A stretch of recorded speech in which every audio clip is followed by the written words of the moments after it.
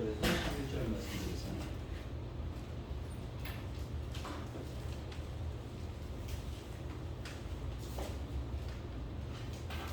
사도행전 1장 1절에서 11절 말씀입니다.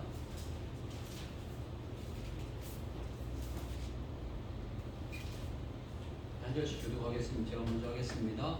데오빌러요, 내가 먼저 쓴 글에는 무릇 예수께서 행하시며 가르치시기를 시작하신부터 그가 택하신 사도들에게 성령으로 명하시고 승천하신 날까지의 일을 기록하였노라. 그가 고난받으신 후에 또한 그들에게 확실한 많은 증거로 친히 살아계심을 나타내사 40일 동안 그들에게 보이시며 하느님 나라의 일을 말씀하시니라. 사도와 함께 모이사 그분에게 본부하여 이르시되 예루살렘을 떠나지 말고 내게서 들은 바 아버지께서 약속하신 것을 기다리라. 요한의 물로 세례를 베풀었으나 너희는 몇 날이 못되어 성령으로 세례를 받으리라 하셨느니라. 그들이 모였을 때에 예수께 여쭈어 이르되 주께서 이스라엘 나라를 회복하시니 이때입니까 하니 이르시되 때와 시기는 아버지께서 자기의 권한에 두셨으니 너희가 알 바 아니요 오직 성령이 너희에게 임하시면 너희가 권능을 받고 예루살렘과 온 유대와 사마리아와 땅 끝까지 이르러 내 증인이 되리라 하시니라. 이 말씀을 마치시고 그들이 보는데 올려져 가시니 구름이 그를 가리어 보이지 않게 하더라. 올라가실 때 제자들이 자세히 하늘을 쳐다보고 있는데 흰 옷 입은 두 사람이 그 곁에 서서 이르되 갈릴리 사람들아 어찌하여 서서 하늘을 쳐다보느냐. 너희 가운데서 하늘로 올려지신 이 예수는 하늘로 가심을 본 그대로 오시리라 하였느니라. 아멘.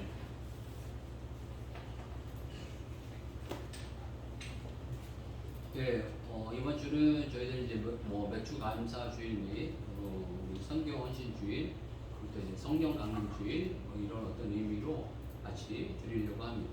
그래서 성경 강림 주일이나 이 선교 주일은 어떤 부분에 약간 이게 같이 가는 부분이 있습니다. 오늘 이 본문 말씀 1장 8절 말씀 같이 오직 성령이 너희에게 임하시며 너희가 권능을 받고 예루살렘과 온 유대와 사마리아와 땅 끝까지 이르러 내 증인이 되리라 하시니라 이렇게 표현하고 계십니다. 저는 이 말씀을 읽으면서 좀 이상하게 느껴질 때가 많이 있어요. 그리고 제가 그 교만해서 그런지 주인공 심리가 있는 것 같아요. 그러니까 부모님들이나 이렇게 주변에 이제 삼촌들이 이렇게 좀 뭐라고 볼까요? 좀 귀하다, 높여줘서 자존감이 높여져서 그런지 항상 내가 주인공이 되어야 된다. 이런 이제 마음이 있는데 오직 성령이 임하시면 너희가 권능을 받고 네가 능력 있어질 것이다 이렇게 이야기하시면 거기까지는 이제 좋았는데 되게 보면은 예루살렘과 온 유대와 사마리아 땅 끝까지 이르러 내 증인이 되리라.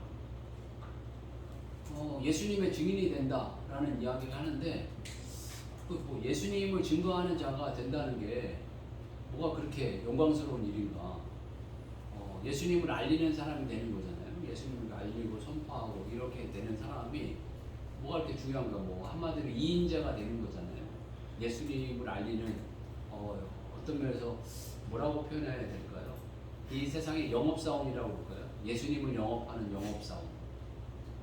그 영업사원이라는 게 뭐 그렇게 대단한 건데 사실 이게 성령까지 임하셔가지고 영업사원이 되게 하시나 이런 어떤 마음이 늘 있었습니다. 그리고 요 근래에도 아마 그런 마음을 떨쳐버리지 못하는 그런 마음이 많이 있는 것 같아요. 근데 그게 목사여도 예수님을 잘 모르니까 그런 것 같아요. 우리가 정말 예수님을 얼마나 잘 알면 예수님 귀한 분이라는 것을 이렇게 증거하는 게 얼마나 기쁘고 즐겁고 영광스러운 일인지 모르겠어요. 그리고 요즘에 이제 그 날도 더워지고 또 코로나 끝나고 그러니까 해외여행 가시는 분들이 많은 것 같아요. 해외여행 가시고 그러면 입이 근질근질해요. 갔다 오면 어디가 좋았더라, 어디가 멋있더라, 어디가 예뻤더라, 이 음식 좋더라, 이 음식 괜찮더라, 또 내가 이런 것도 해봤는데, 내가 낙하산도 타봤는데, 내가 뭐 보트 타봤는데 제트스키도 타봤는데 여기 한국에서 잘 못하는 거 만약에 있으면 뭐 하여간 절벽도 올라가 봤는데 막 이런 얘기들 하지 않겠습니까? 그리고 또 뭐 좋은 사람들 만났으면 아 내가 이런 사람들을 만나봤는데 그 사람들도 이렇게 살더라 저렇게 살더라 참 신기하더라. 한국 사람들 같이 맨 이렇게 만나서 이렇게 지냈는데 다 한국 사람 같이 살지는 않더라. 이 사람들이 이렇게 살더라 저렇게 살더라 이런 하고 싶은 얘기들이 또 깨달은 것들이 많아서 막 이야기하고 싶을 거예요. 남들이 모르는 걸 알았습니다. 그런데 예수님을 우리가 안다는 건 남들이 모르는 걸 아는 거예요. 남들이 모르는 걸 아는 거고 남들이 모르는 걸 그냥 알아도 되고 몰라도 되는 해외여행 가시고 그냥 알아도 되고 몰라도 되는 이런 문제가 아니라 알면 살고 모르면 죽는 이런 어떤 문제고 알면 우리가 능력이 있어지고 알면 문제가 해결되어지고 알면 삶에 어떤 변화가 일어난다면 그분에 대해서 가만히 있겠나요? 만약 여러분들의 삶에 질병의 문제, 가난의 문제, 어떤 그 남편의 문제, 아내의 문제, 자식의 문제 이런 어떤 삶의 모든 문제가 예수님 때문에 내가 해결됐어요. 그러면 이 예수님 가만히 있겠나요? 야 예수님 믿어봐. 네 삶이 가만히 있나? 네 삶이 변할 거야. 이렇게 이야기하지 않겠습니까? 그런 확신이 있지 않겠습니까? 옛날에 뭐 이천성 목사님이 깡패 목사님이셨다고요. 막 깡패 목사님 전 뵌 적이 없는데 여자분들을 만나면 막 좀 2년 전년 하시고 막 이랬던 것 같아요. 그런데도 뭐 2년 전년 했는데 2년 전년 하시는 그 소리에 사람들이 은혜를 받아가지고 뭐 그냥 다 이렇게 모이시고 막 이러셨다는 거예요. 근데 제가 뭐 내용을 정확히 들은 적이 없지만 그분 간의 말씀 가운데 제가 감명받았던 거는 뭐냐면 교도소 가셨는데 교도소 가셔갖고 부자 되고 싶은 사람이 일어나. 내가 그때 당시에 뭐 좋은 차를 그때 모셨던 것 같아요. 그랜저 같은 거지. 그랜저 타고 싶은 사람이 일어나. 예수님 영접해. 이렇게 이야기하면 그 사람도 영접하고 회개하고 변화되었다. 자기가 깡패니까 내가 깡패 같은 사람들을 그 교도소 같은 데 사역을 많이 하죠. 교도소 같은 데 가셔서 내가 예수님 믿어서 이렇게 변화됐으니까 너희들도 이렇게 변할 거야. 나와 같은 믿어봐. 이렇게 변할 거야. 라는 이런 확신 가운데 그렇게 이야기를 하셨다는 거예요. 우리가 증인된다는 거예요. 바로 이런 게 아닌가 싶어요. 예수님 믿어서 여러분들이 경험하고 내가 만나고 내가 누리고 있는 예수님을 전하는 거예요. 내가 건강의 문제가 해결됐으면 건강 문제 있는 사람들 찾아가서 걱정하지 마. 내가 예수님 만나서 이렇게 변해졌어. 당신도 변할 거야. 뭐 가정의 문제, 남편의 문제, 아내의 문제, 자식의 문제, 예수님 안에서 변화됐다면 그 문제를 통하여서 당신의 삶도 변할 거예요. 그리고 또 우리 집안에 지금 뭔가 문제가 있다면 주님은 그 문제를 들고 예수님 앞에 나오기를 원하시는 거예요. 그 문제를 통해서 예수님을 더 깊이 알고 예수님의 그 권능과 은혜를 만나기를 원하시는 거예요. 성령 하나님의 권능을 통해서 성령 하나님의 능력을 통해서 만나기를 원하시는 거예요. 또 너무 문제가 없으면 그것도 문제예요. 여러분들의 삶 가운데 정말 무슨 문제가 있든지 질병의 문제가 있든지 자녀의 문제가 있든지 남편의 문제가 있든지 아내의 문제가 있든지 크고 작은 어떤 문제가 있다는 건 감사한 거예요. 어떤 부분에서 그걸 통해서 예수님 더 깊이 알아가시고 예수님 깊이 알아가셔서 예수님과 회복되셔서 정말 증인된 인생이 되시길 주님 축복합니다. 우리 성령에 대한 이야기를 더 나누고 싶은데요. 성령 하나님은요, 지금 뭐 갑자기 이야기되는 건 아니고 성령 하나님은 이 신약에 들어가면서 성령 하나님에게 확 부각되어지게 돼요. 그리고 이 신약에 있어서 이 성령 하나님이 갑자기 나온 건 아니고 이 구약에서부터 늘 있었습니다. 근데 성령 하나님에 대한 이야기를 하시고 요즘에 이제 성령 시대다라고 이야기를 많이 하는데 예수님 이후는 다 성령 시대. 그런데 예수님 떠나갈 때 사람들이 걱정을 했어요. 예수님 이렇게 직접 뵈면은 이거 너무 좋은데 예수님 안 계시면 어떡하지? 이런 마음이 드는 거예요. 실질적으로 위에 스승 같은 멘토 같은 분들이 있어서 내가 걱정이 되고 어려움이 있고 그러면 그분들한테 여쭤보고 상의해보고 이런 직접적인 일들을 했는데 그분이 안 계시면 내가 결정해야 되는데 내가 판단해야 되는데 그분 그늘 밑에 있는 게 편한데 그분 없으면 내가 그늘을 만들어야 되는데 이거 어떡하지? 이런 어떤 마음들이 많이 있었던 것 같아요. 그런데 단호하고 분명하게 하시는 예수님의 말씀은 내가 떠나는 게 너희에게 유익이다 라는 거예요. 요한복음 16장 17절 말씀입니다.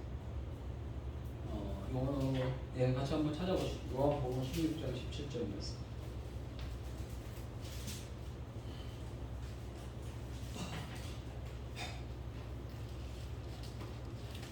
같이 읽겠습니다. 시작. 제자 중에서 서로 말하되 요한복음 16장 7절입니다. 17절이라고 했나요?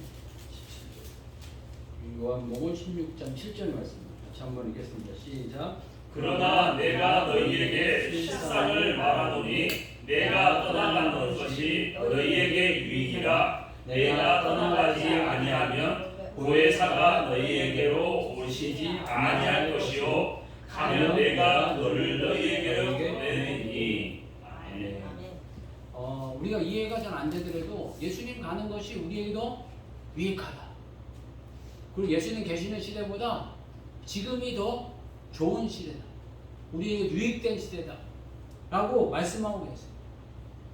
주님의 말씀이니까 이해는 안 돼도 믿는 거예요. 우리 예수님 계시면 더 좋을 것 같죠, 사실. 예수님 눈앞에 계시고 여기 오시면은 얼마나 좋겠어요.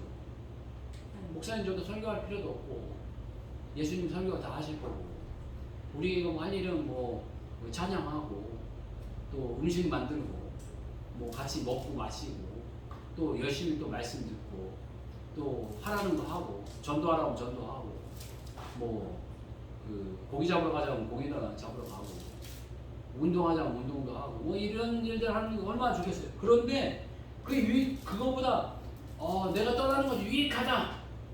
딱 분명히 말씀하고 계세요. 지금 우리의 상황이 더 유익하다. 내가 떠나가지 아니하면 보혜사가 너희에게 오지 아니할 것이요. 보혜사가 이제 성령님입니다. 성령님이 임하시는 지금 이 시대가 우리는 이해가 잘 안 되는 부분이 있지만 우리에게 유익한 시대다. 너무너무 좋은 시대다. 라고 분명하게 말씀하고 계십니다. 그리고 요한복음 14장 26절 보면 이건 찾지 마시고 제가 읽겠습니다. 보혜사 곧 아버지께서 내 이름으로 보내실 성령 그가 너희에게 모든 것을 가르치시고 내가 너희에게 말한 모든 것을 생각나게 하시리라. 하나님께서 이 성령 하나님이 우리에게 가르쳐 주신다는 영으로 가르쳐 주시기도 하시고 깨닫게 하실 수 있는 상황과 여건을 만드신다는 누군가를 통해서 배우게 하시고 배움의 길을 열어주시고 교제를 통해서 또 믿음의 형제들과 자매들을 통해서 사건 사고를 통해서 많은 여러 가지 환경과 사건들을 통해서 우리를 배우게 하시고 훈련하게 해주시고 만들어 주시고 빚어 주시는 이런 일을 성령 하나님이 하신다라는 것입니다. 그리고 이 성령 이 하나님은 갑자기 신약에 나타나는 것이 아니고 신약에서는 이 예수님을 통해서 성령 하나님이 더 이렇게 크게 부각되어지고 활성화되어지는 모습이 있지만 구약에서부터 늘 있었습니다. 창세기 때부터 있었습니다. 창세기 1장 2절 보면 땅이 혼돈하고 공허하며 흑암이 깊음 위에 있고 하나님의 영은 수면 위에 운행하시니라. 하나님께서 이 영으로 계셨다라는 표현을 하고 있습니다. 하나님께서 삼위일체 하나님이시지 않습니까? 우리가 이해하기는 참 어려운 부분이 있지만 이 성부 하나님이 계시고 성자 예수님이 계시고 성령 하나님이 계십니다. 그런데 이 삼위일체 하나님이 태초부터 늘 같이 계셨다는 거예요. 그러면서 그 영으로 계셨음을 말씀하고 계시고 성령 하나님은 그 성자 예수님은 말씀으로 계시고 이 성부 하나님께서는 이 창조를 만드시고 계획하시고 조성하는 분으로 계셨던 것을 말씀해주고 계십니다. 그래서 영으로 이렇게 계셨는데 이 영이라는 이 표현을 루하우라 표현해가지고 어쩌면 면에서 숨, 바람, 영, 공기 이런 어떤 의미가 있습니다. 우리는 공기는 보이지 않지만 공기가 있으면 알지 않습니까? 그리고 우리가 이 공기를 느낄 때는 이 바람을 통해 느끼지 않습니다. 바람을 통해서 느끼듯이 성령 하나님은 눈으로 보이지 않지만 느낄 수 있다는 그 일하심과 역사하심을 그냥 느낄 수 있는 그런 영이시다라는 것입니다. 신약에 들어서면서 이 성령 하나님이 일하고 역사하시고 계심이 이제 구체적으로 이렇게 확연하게 점점점 드러나는 모습이 있습니다. 누가복음 4장입니다. 한번 같이 찾아보겠습니다.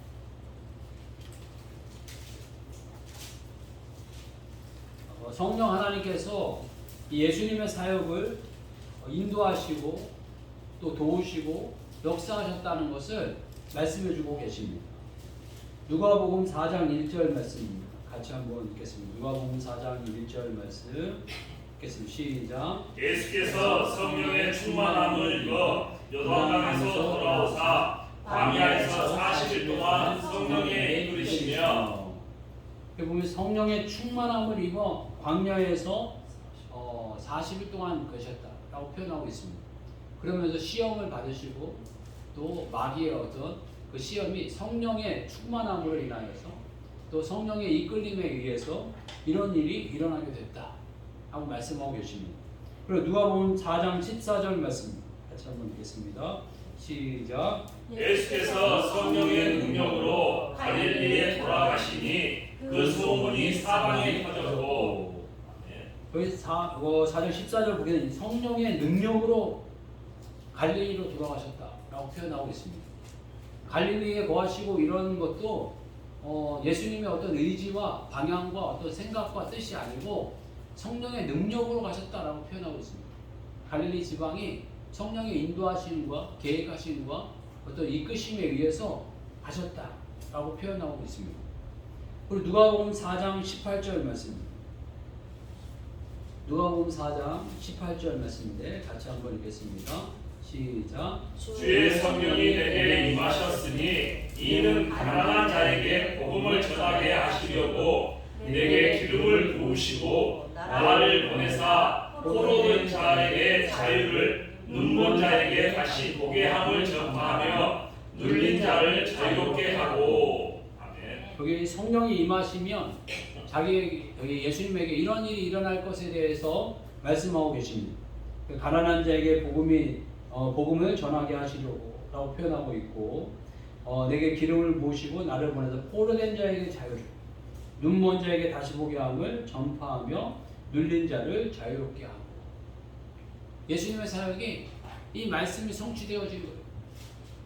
가난한 자에게 복음이 전하게 되어지고 또 포로된 자에게 자유를 눈먼 자를 다시 보게 하고 눌린 자를 자유롭게 하고 모든 병든 자를 고치고 어둠과 죄악에 묶여있는 자들 또 사단에 묶여있는 자들을 자유롭게 하고 또 사상과 생각과 어리석음에 빠져있는 자들에게 진리를 가르쳐서 깨우치게 하시는 놀라운 역사를 일으켜 주셨습니다.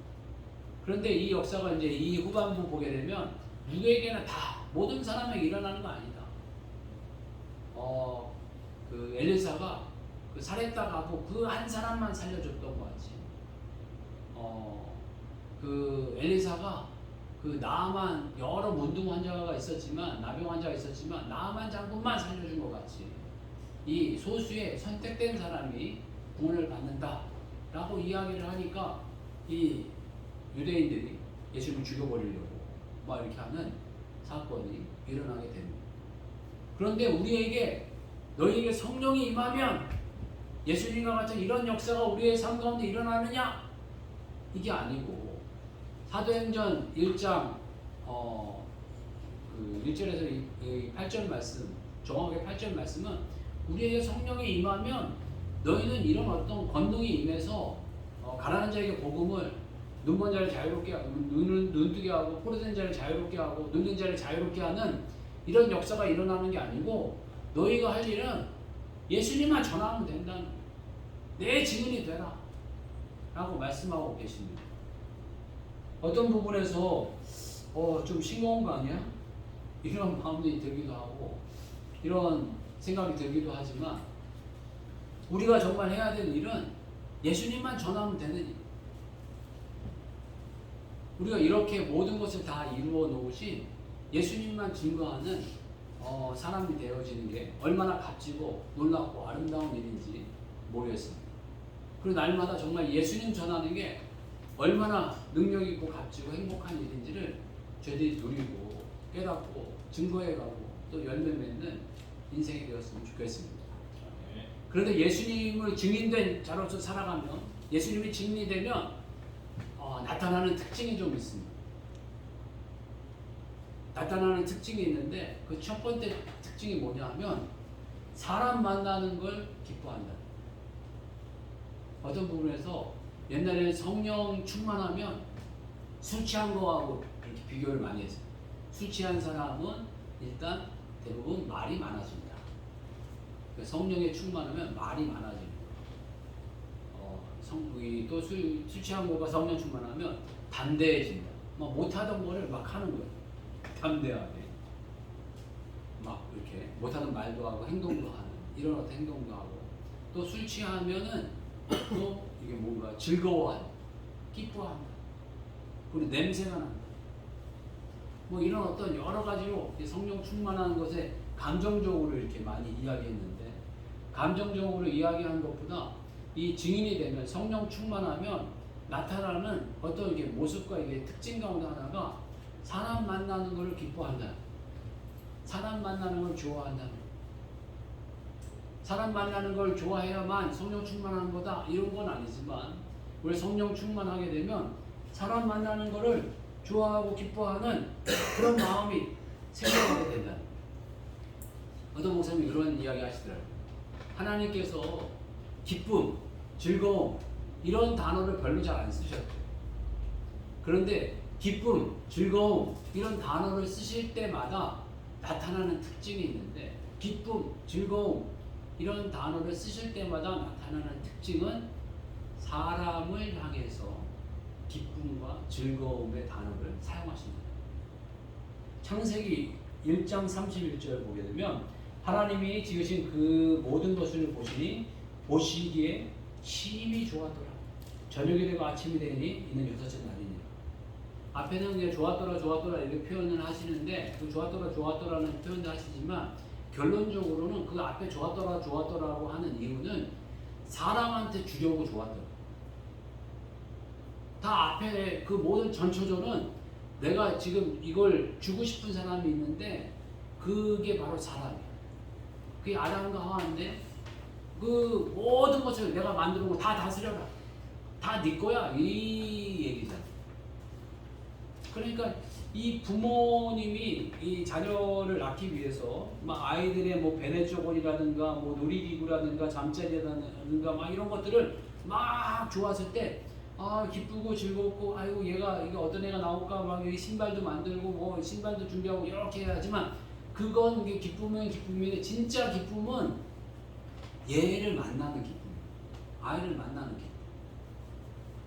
이 하나님께서 이 사람을 만나는 것을 가장 기뻐하시고, 하나님의 어떤 부분에서 유일한 기쁨이 사람 만나는 것인 것처럼 이렇게 말씀하고 계십니다. 심이라는 단어는 매우드라는 단어인데, 힘, 굉장히, 매우, 대단히, 많은, 풍부, 엄청나게 이런 어떤 의미가 있습니다. 그러니까 하나님께서 사람 만나는 것을 엄청나게 기뻐하신다는 거예요. 가장 기뻐하신다. 너무너무 좋아하신다는 거예요. 그리고 스바냐서 3장 17절 말씀 보게 되면, 너희 하나님 여호와가 너희 가운데 계시니 그는 구원을 베푸실 전능자라. 그가 너로 말미암아 기쁨을 이기지 못하시며 너를 잠잠히 사랑하시며 너로 말미암아 즐거이 부르며 기뻐하시리라 하리라. 아멘. 하나님께서 이 사람을 보고 기쁨을 이기지 못한다는 거예요. 너무 기쁘다. 내가 널 만나는 게 너무너무 내가 너무너무 좋다. 그리고 너로 말미암아 즐거이 부르며 기뻐하리라. 이런 표현을 하고 계신다는 거예요. 성령이 오신다는 건요, 하나님의 마음이 우리 안에 온다는 거예요. 하나님의 영이 온다는 거예요. 하나님의 생각이 오고, 하나님의 마음이 오고, 하나님의 어떤 뜻이 오고, 하나님의 방향성이 온다는 거예요. 인간의 죄악됨이 벗어지고, 인간의 죄악된 생각, 세상의 생각이 벗어지면서 정말 주님의 생각이 오기 시작하는데, 주님이 주시는 생각은 사람을 기뻐해라. 사람을 기뻐해라. 라는 거. 사람을 좀 기뻐해라. 라는 거. 우리가 정말 기쁜 게 뭔가요? 돈이요. 우리가 정말 기쁜 게 뭔가요? 성공이요. 아마 이렇게 이야기할 수도 있어요. 그런데요, 우리가 돈이 많아요. 많은데 주변에 사람이 아무도 없었어. 주변에 사람이 아무도 없는데 돈은 엄청 많은 거. 그러면 우리가 정말 기쁠까요? 여러분 제일 좋아하는 게 집, 좋은 집을 가졌어요. 그런데 주변에 사람이 아무도 없어. 나만 홀로 좋은 집을 가졌어. 남자분들이 차를 좋아하잖아요. 정말 좋은 차를 가졌어. 뭐 요즘에 제일 비싼 차가 람보르기니 뭐 이런 거예요. 람보르기니를 뭐 100대를 가지고 뭐 한 1000대를 가졌어요. 내가 가졌어요. 내가 그 차를 모는데 아무도 나를 그걸 안 쳐다봐. 사람이 없어. 나 혼자 타고 다녀야 돼. 그게 정말 기쁠까요? 그게 우리가 기쁜 이유가요, 남이 쳐다봐 주니까 기쁜 거예요. 어떤 부분을.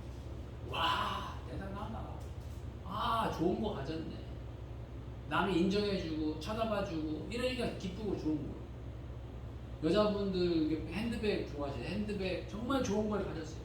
뭐 좋은 거 뭐 1000만원짜리도 한다고 그래요. 몇 천만원짜리를 가졌어요. 수십 개가 있어요. 수백 개가 있어요. 그걸 쳐다봐 줄 사람이 없어요. 아무도 그걸 알아봐 주는 사람이 없어요. 그리고 주변에 사람이 아무도 없어요. 자기가 그걸 100개를 들고 나가는데 그게 기쁘겠나요? 우리의 어떤 기쁨의 근원의 원천과 그 마음은 사람인 것 같아요. 사람을 좋아해서라기는 그 기쁨도 있지만 사람이 봐주니까 좋아. 사람이 인정해주니까, 높아주니까. 그렇지, 사람이 없으면 기쁠 이유도 없게 되는 거예요. 그런데 우리의 정말 기쁨의 원천은 하나님은 사람을 통해서 인정받고 이런 게 아니고 사람 그 자체를 기뻐하신다. 사람 그 자체를 만나는 걸 기뻐하시고 사람 그 자체와 관계 가는 걸 기뻐하신다. 이 남자분들이 특히 저도 많이 그런데요. 일 중심이다 보니까 일해서 뭔가 이렇게 수익을 올리고 이런 거에 빠져가지고 그게 기쁜 건 줄 알고 생각할 때가 있는 것 같아요. 어떤 부분에서 그걸 내려놓고 어떤 부분에서 물질을 내려놓고 사람 만나는 게 가장 기쁘다. 사람 만나는 게 좋다. 사람 만나는 게 귀한 거다. 라는 것을 제대로 한번 다시 한번 생각해 봤으면 좋겠고요. 그게 주님 주시는 마음. 그게 성령 하나님이 주시는 마음. 그런 마음으로 다시 한번 저희들 되새겼으면 좋겠습니다. 그리고 두 번째는 성령이 임하면 나타나는 특징이 있는데 그 특징은 공동체가 세워집니다. 성령 하나님이 임하시니까 공동체가 세워졌습니다.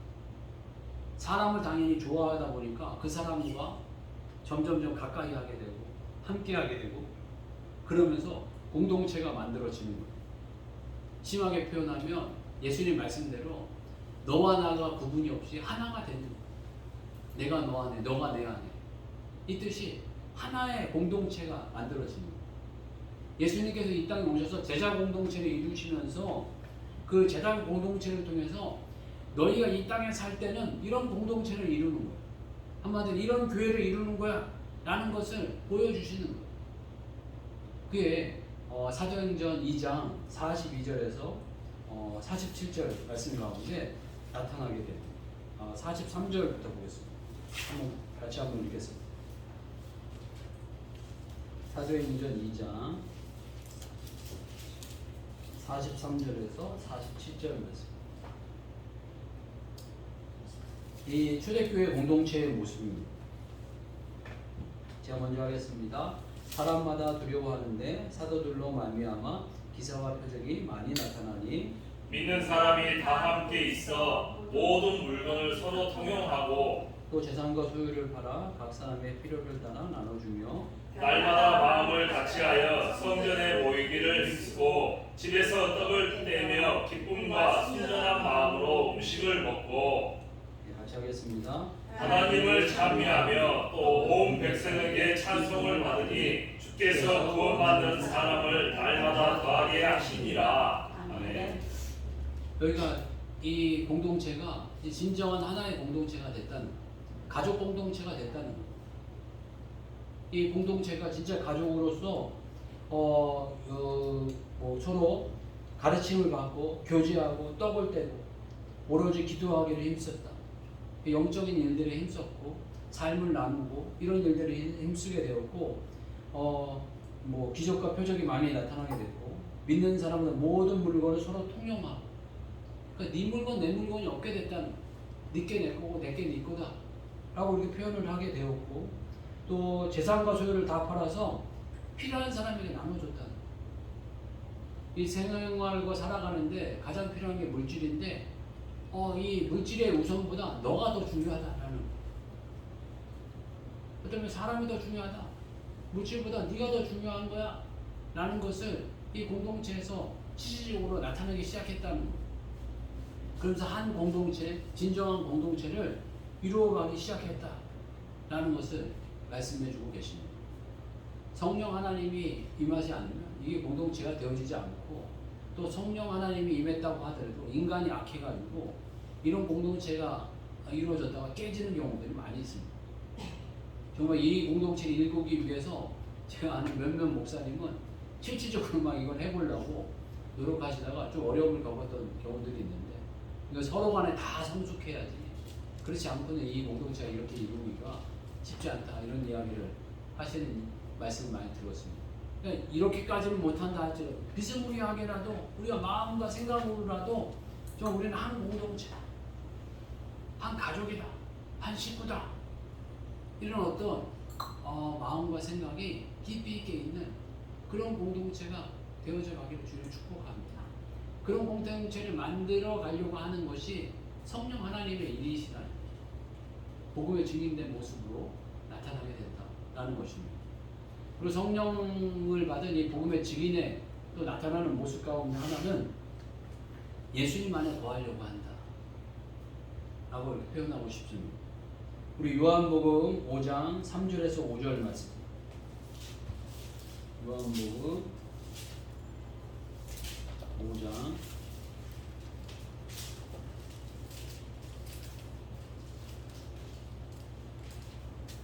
오늘 15장이네요. 15장.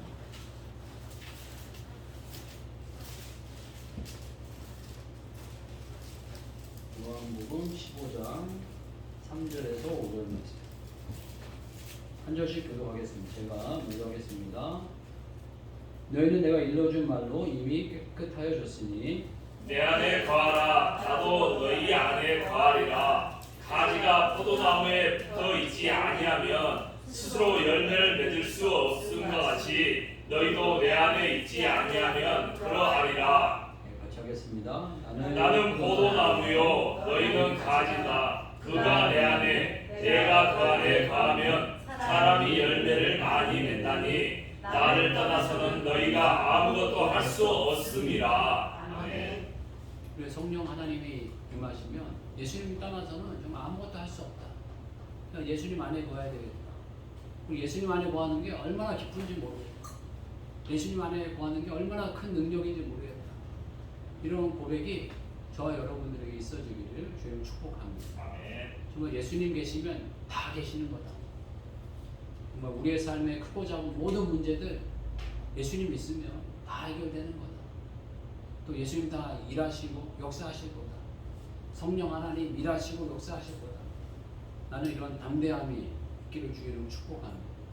그래서 여러분들이 응답받아서 여러분들이 경험해서 그 경험하고 응답받은 예수님을 더 증거하고 나누어가는 인생이 되시길 주님을 축복합니다.